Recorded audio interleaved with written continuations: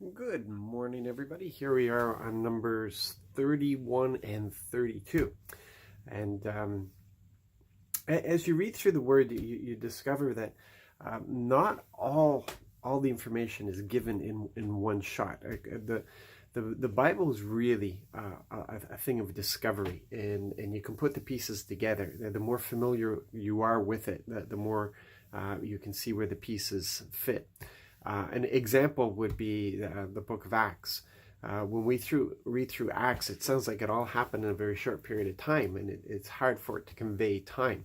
But when we look at Paul's history in Acts, and then we compare it to some of the details that he fills in his letters, especially the letters to the Galatians, we get a time frame, and it becomes more of a three-dimensional thing than a one-dimensional.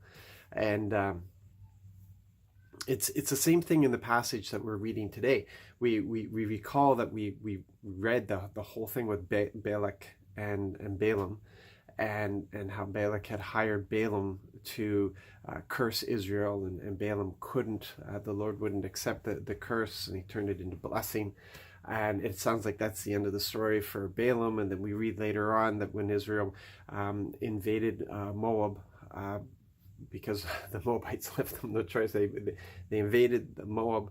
The Balaam was killed, and you think, well, I don't understand this whole thing around Balaam. It sounded like he did what the Lord had instructed, but we recall that after that, the Moabites had tried to seduce the Israelites sexually and spiritually by the women, and enticing them to worship other gods, and they figured they would destroy their connection with their God that way.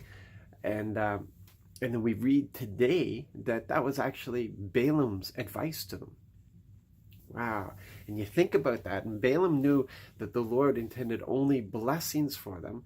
So Balaam knew somehow they had to, their best way of destroying Israel was to destroy the relationship between the people and the Lord.